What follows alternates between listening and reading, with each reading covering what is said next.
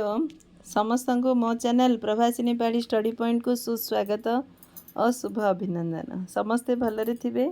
जो मैंने प्रथम करी मो चैनल को विजिट करछंदी चैनल टी को सब्सक्राइब करिबा। आज आम षष्ठ श्रेणी सामाजिक विज्ञान अध्ययन जहाँ भारत और आम पृथ्वी विषय पढ़ा तार प्रथम अध्याय पृथ्वी रे स्थान चिन्हट करने विषयटी को पढ़ा और बुझा। प्रथम अध्याय पृथ्वी रे स्थान चिन्हट करिबा। जल भूमि अग्नि एवं वायु को नहीं आम गोलाकार पृथ्वी महाकाशर एक अंश। यह समस्त स्थलचर और जलचर जीव मानक द्वारा घेरी रही। एटा किए कहते आर्यभट्ट कहते। पृथ्वी आमर जल भूमि अग्नि वायु को नहीं गठित जहाँ महाकाशर एक अंश। आमे जानिचे महाकाश रे एक सौरमंडल अच्छी। सौरमंडल रे सूर्य 8टी ग्रह अच्छी। प्लूट ग्रह को बाद दि जाइए 8टी ग्रह अच्छी। से पृथ्वी एक अंश। यह समस्त स्थलचर और जलचर जीव मानक द्वारा घेरी रही। पृथ्वी सारा जलचर स्थलचर प्राणी माने ताको घेरी रही। एटा को आर्यभट्ट आनुमानिक 500 ख्रीष्टाब्द रे कहिथिले।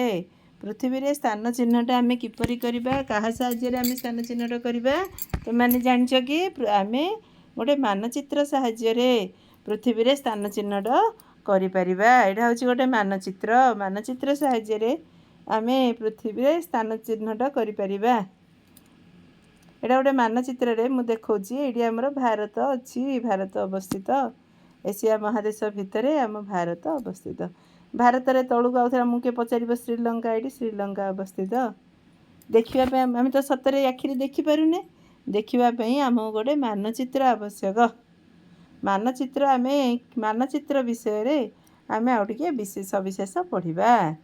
मानचित्र कोण एवं आमे एहाको किपरि व्यवहार करू। यार मुख्य उपादान कोण। मानचित्र काउ काउ नै गठित कोण।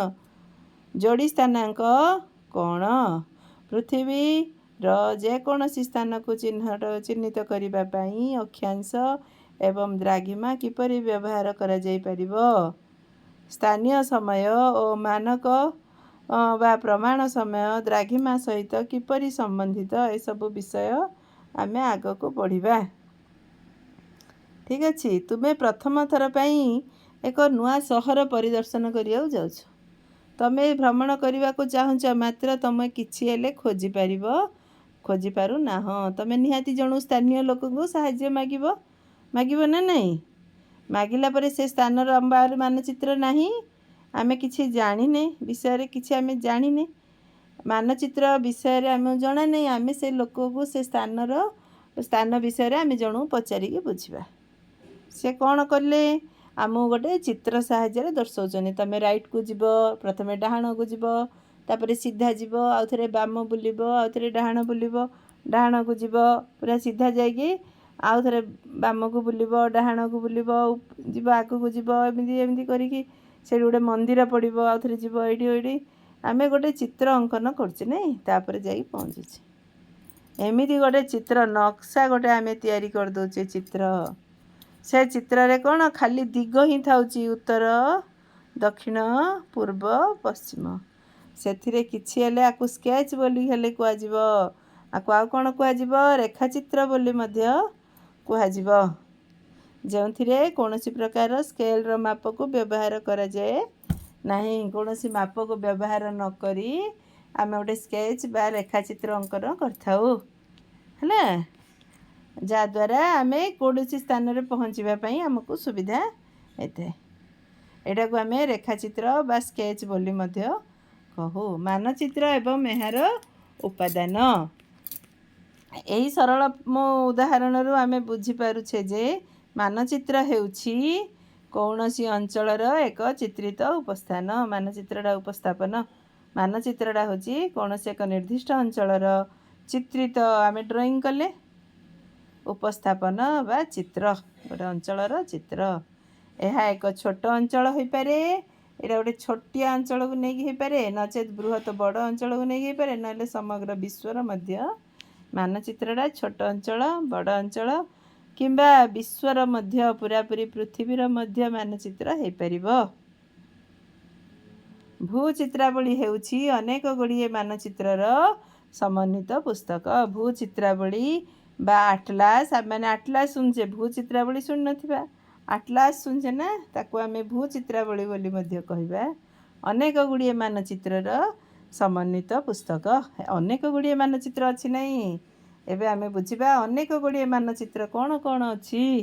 ମାନଚିତ୍ର ମଧ୍ୟ ବିଭିନ୍ନ ପ୍ରକାରର ଅଛି, ଯେମିତି ଭୌତିକ ମାନଚିତ୍ର, ରାଜନୈତିକ ମାନଚିତ୍ର, ତଥ୍ୟଭିତ୍ତିକ ମାନଚିତ୍ର, ଏମିତି 3 ପ୍ରକାରର ମାନଚିତ୍ର ଅଛି। ପ୍ରାକୃତିକ ବା ଭୌତିକ ମାନଚିତ୍ରରେ ଆମେ ପାହାଡ଼, ପର୍ବତ, ସାଗର, ନଦୀ, ଉଦ୍ଭିଦ ଏଗୁଡ଼ିକ ବିଷୟରେ ଆମେ ସୂଚନା ପାଇବା। ରାଜନୈତିକ ମାନଚିତ୍ରରେ ଦେଶ, ରାଜ୍ୟର ସୀମା, ଓକେ, କେନ୍ଦ୍ରଶାସିତ ଅଞ୍ଚଳ, ରାଜଧାନୀ ଏଗୁଡ଼ିକର ସୂଚନା ଆମକୁ ମିଳିବ। ରାଜନୈତିକ ମାନଚିତ୍ରରେ ଆମ ରାଜ୍ୟ, କେନ୍ଦ୍ରଶାସିତ ଅଞ୍ଚଳ, ସେମାନଙ୍କ ରାଜଧାନୀ, ରାଜ୍ୟମାନଙ୍କର ସୀମା ଏସବୁ ବିଷୟରେ ବିବରଣୀ ମିଳେ। ତଥ୍ୟ ଭିତ୍ତିକ ମାନଚିତ୍ରରେ କୌଣସି ନିର୍ଦ୍ଦିଷ୍ଟ ତଥ୍ୟାବଳୀ ବା ପ୍ରାସଙ୍ଗିକ ଶୀର୍ଷକ ନେଇ ତଥ୍ୟଭିତ୍ତିକ ମାନଚିତ୍ର ପ୍ରସ୍ତୁତ କରାଯାଏ, ଯେମିତି ଜନସଂଖ୍ୟା ଗଣନା, ଖଣିଜ ମାନଚିତ୍ର ଏସବୁ ହେଉଛି ଆମର ତଥ୍ୟଭିତ୍ତିକ ମାନଚିତ୍ର। ଏଇଟା ଆମର ହେଲା ବିଭିନ୍ନ ପ୍ରକାର ମାନଚିତ୍ର। ଆମେ କାହାକୁ କହିବା ତଥ୍ୟଭିତ୍ତିକ ମାନଚିତ୍ର, କାହାକୁ କହିବା ରାଜନୈତିକ ମାନଚିତ୍ର, କାହାକୁ କହିବା ଭୌତିକ ମାନଚିତ୍ର, କାହାକୁ କହିବା, ଆମେ ସେଇଟା ବୁଝିପାରିବା। ନେକ୍ସଟ ଆସିଲା, ଏହା ବ୍ୟତୀତ ପ୍ରତ୍ୟେକ ମାନଚିତ୍ରର 3ଟି ମୌଳିକ ଉପାଦାନ ଅଛି। ମୁଖ୍ୟ ହେଲା ଦୂରତା, ଦିଗ, ସଂକେତ। ଦୂରତା ଗୋଟେ ଏବେ ଆମର ଓଡ଼ିଶାର ରାଜଧାନୀ ଆଉ ପଶ୍ଚିମବଙ୍ଗର ରାଜଧାନୀ କେତେ ଦୂରତା, ସେ ଦୂରତାକୁ ମାନଚିତ୍ରରେ କେଉଁ ହିସାବରେ ଉପସ୍ଥାପନ କରାଯିବ, ସେଇଟା ହେଲା ଦୂରତା। ଦିଗ, ମାନଚିତ୍ରର ଦିଗ କେମିତି ଦର୍ଶାଯାଉଛି, ଦିଗ। ନେକ୍ସଟ ହେଲା ସଂକେତ। ଏ 3ଟି ହେଉଛି ମାନଚିତ୍ରର କ'ଣ ମୌଳିକ ଉପାଦାନ। ସାଧାରଣତଃ ମାନ ମାଧ୍ୟମରେ ମାନଚିତ୍ର ଦର୍ଶାଯାଇଥାଏ। ମାନ ମାଧ୍ୟମରେ ବା ସ୍କେଲ୍ ମାଧ୍ୟମରେ ମାନଚିତ୍ରରେ ଦର୍ଶାଇ ଦିଆଯାଇଥାଏ। ମାନକୁ ଆମେ ବ୍ୟବହାର କରି ମାନଚିତ୍ରକୁ ପ୍ରସ୍ତୁତ କରାଯାଏ। ମାନକୁ ବ୍ୟବହାର କରି ମଧ୍ୟ ମାନଚିତ୍ର 2 ପ୍ରକାରର ଅଛି। ବୃହତ୍ ମାନ ବିଶିଷ୍ଟ ମାନଚିତ୍ର, କ୍ଷୁଦ୍ର ମାନ ବିଶିଷ୍ଟ ମାନଚିତ୍ର। ସାଧାରଣତଃ ଛୋଟ ଛୋଟ ଅଞ୍ଚଳର ମାନଚିତ୍ରରେ ବୃହତ୍ ମାନ ବିଶିଷ୍ଟ ମାନଚିତ୍ର ବୋଲି କୁହାଯାଏ। ଛୋଟ ଅଞ୍ଚଳ ଆମର ଗଞ୍ଜାମ ଜିଲ୍ଲାର ମାନଚିତ୍ର ହେଉଛି ଛୋଟ, ସେଠି ବୃହତ୍ ମାନ ବିଶିଷ୍ଟ ମାନଚିତ୍ରକୁ ବ୍ୟବହାର କରାହେବ।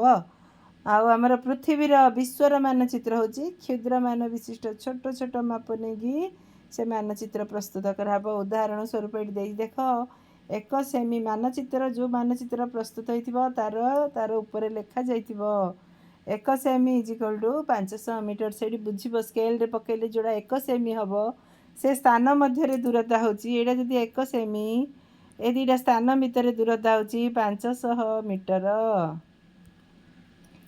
500 ମିଟର, ଏଇଟା ଗୋଟେ ସ୍ଥାନ, ଏଇଟା ଗୋଟେ ସ୍ଥାନ, ଏ ଭିତରେ ଯେଉଁ ଦୂରତାଟା ରହିଲା ସେଟାର ଅର୍ଥ ହେବ 500 ମିଟର। ସେମିତି ଆଉ ଗୋଟେ ଉଦାହରଣ ଦେଲା ଆମର ଏଇଠି 2.5 ସେଣ୍ଟିମିଟର ମାପ ବିଶିଷ୍ଟ ଏକ ରୋଲର ଭୂମିର 500 କିଲୋମିଟର ସହ ସମାନ 5000 କିଲୋମିଟର ସହ ସମାନ। 2.5ଟା ଆମର 500 କିଲୋମିଟର ସହ ସମାନ। ଏହାର ଅର୍ଥ ଯଦି ଆମର ସେ ଲେଖା ହେଲା 2.5 2.5 ଇଜିକାଲ୍ ଟୁ 500 କିମି, ମାନେ ଯେଉଁ ଜାଗାର 500 କିମି ଦୂରତା ଥିବ ସେଠି 2.5 ବ୍ୟବହାର ହେବ। ଆଉ ସେଇଠି କ'ଣ ହେଲା 2.5 ସେମି ଇଜିକାଲ୍ ଟୁ 500 କିମି। ଏହି ହିସାବରେ ମାନଚିତ୍ରରେ ସ୍କେଲ୍ ବା ମାନକୁ ବ୍ୟବହାର କରାଯାଏ। ନେକ୍ସଟ ଆସିଲା କ'ଣ, ପ୍ରଥମ ହେଲା ଦୂରତା, ତାପରେ ହେଲା ଦିଗ। ମାନଚିତ୍ରରେ ଆମର 4ଟି ଦିଗ ଦର୍ଶାଇଥିଲା, ଉତ୍ତର, दक्षिण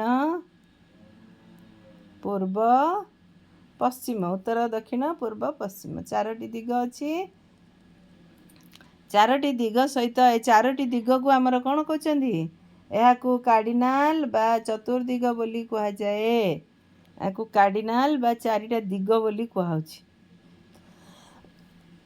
यह सहित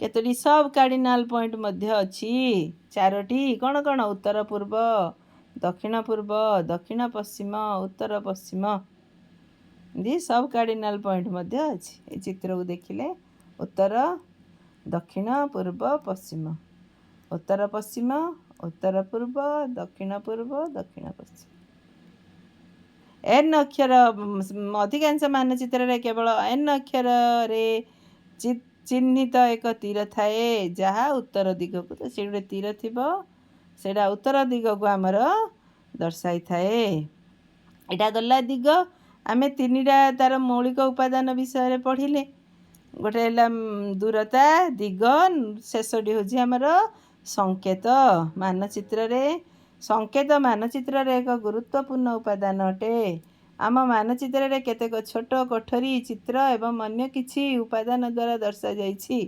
किंतु बृहत् सहर देश अंकन करिबा पई मानचित्र रे पर्याप्त स्थान न थाए एहा परिवर्ते यही वैशिष्ट्य गुड़ी को प्रतिनिधित्व करिबा पई एक अग्रणी योग्य संकेत व्यवहार करा जाए संकेत व्यवहृत हुए विभिन्न प्रकार कोठा रेल स्टेशन विद्यालय डाकघर रास्ता एवं रेल लाइन एवं नदी पोखरी किंबा जंगल परी प्राकृतिक उपादान पई स्वतंत्र संकेत मध्य व्यवहार हुए एहीपरि भाबरे एक मानचित्र रे उपलब्ध सीमित स्थान रे अनेक विवरणी देखा जाई परिबो मानचित्र रे सबु संकेत द्वारा उपस्थापन करा जाई थाए मानचित्र को व्यवहारकारी मानक द्वारा अधिक सहज रे बुझिबा पई मानचित्र प्रस्तुतकारी निर्दिष्ट संकेत व्यवहार करती विभिन्न देश भिन्न भिन्न संकेत व्यवहार करती भारतीय सर्वेक्षण संस्था भारत गोटे संस्था अच्छी सर्वे ऑफ इंडिया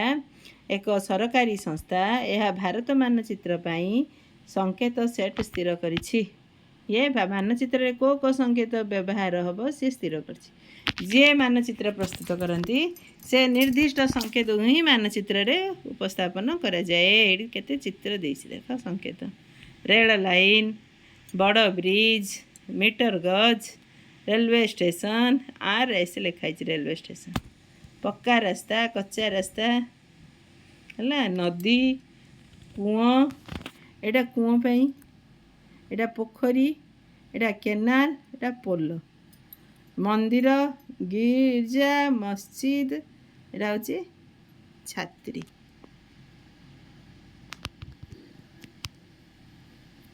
डाकघर पोस्ट ऑफिस डाक एवं टेलीग्राफ पुलिस थाना पीएस बोले पुलिस थाना एटी जनबसती अच्छी जन लोक संख्या बास करछनी श्मशान घास गछ बड़ बड़ गछ अच्छी घास अच्छी यह सब केते गुड़िए साधारण व्यवहृत किछि संकेत ए संकेत जागु हेले आमे मन रखिबा आपण माननको वीडियोटी भल लागिथिबो भल लागिले मो चैनल को लाइक आउ सब्सक्राइब कर देबा।